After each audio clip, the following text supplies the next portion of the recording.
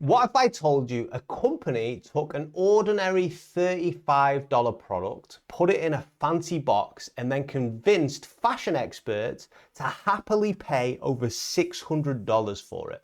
Well, that's exactly what a company called Payless did.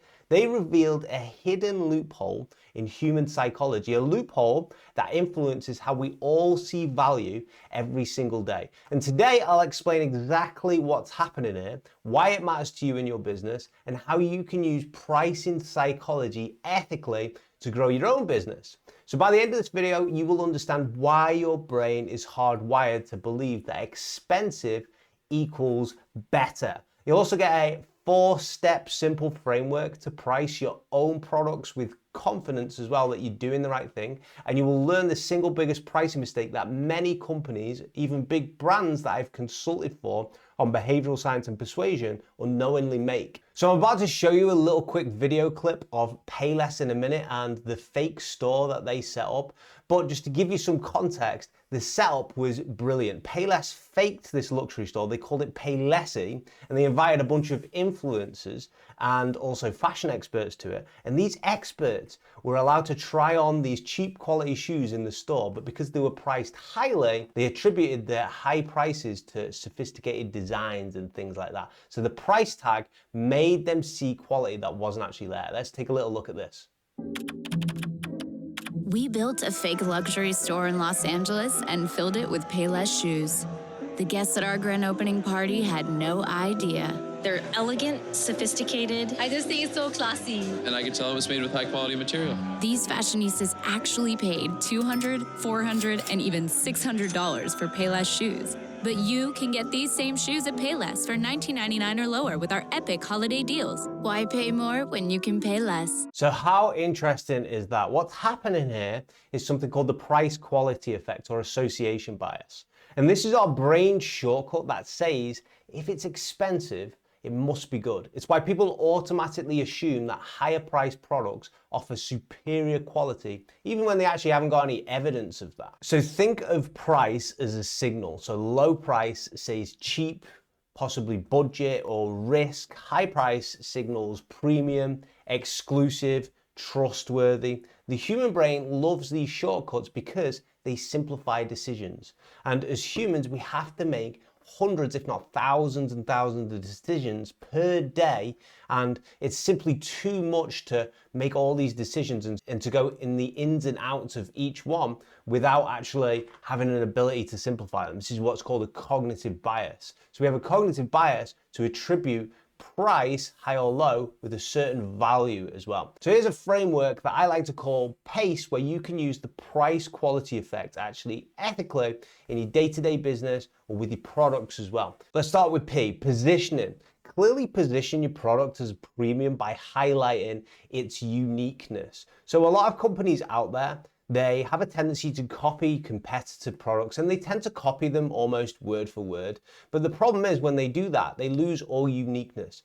If you can differentiate your product and then highlight that differentiation, what makes it unique, you can actually command a far higher price just by doing something very simple like that.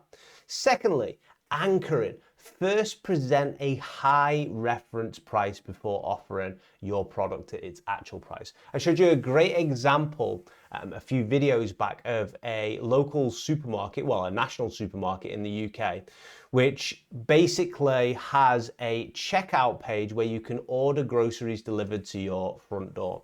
And they put a high price right at the start of their landing page, which makes the actual price of the product, the actual price of the delivery pass, seem really cheap. Third, contrast.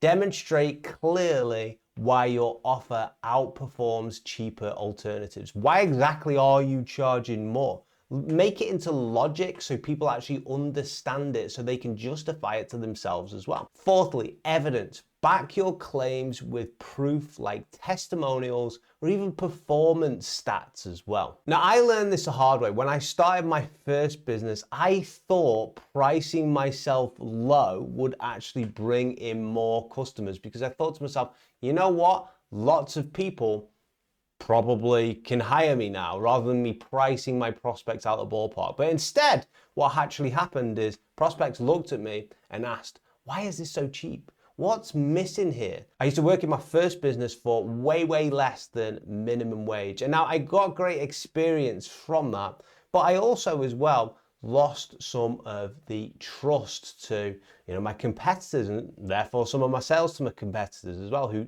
just simply charged more because I didn't understand the price quality effect. So there we go, we got the PACE framework, but let's quickly tackle a common objection. Is charging more unethical or scammy? I don't think so.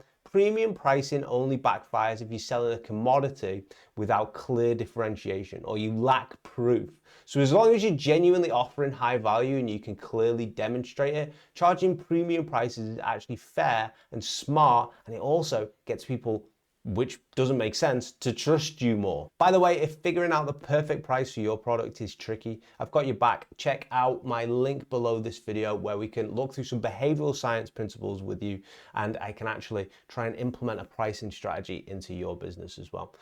So if you want to, we could jump on a call together where we can look at premium pricing and what doesn't work and what does work for your business specifically. I'll just give you a few quick rundowns of where higher pricing actually doesn't work, just so you've got the full information in this video. So here are 3 quick scenarios where high pricing actually hurts you. Number 1, where your product is identical to cheaper alternative. You scrolled on Amazon before and you've looked at a product and you can see another product which is exactly the same except it's way cheaper.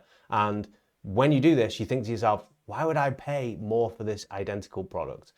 Number 2, when your target audience is extremely price sensitive, such as bargain hunters, that's where high pricing can actually hurt you. Number 3, when your product doesn't have clear demonstrable value, or again, that differentiation.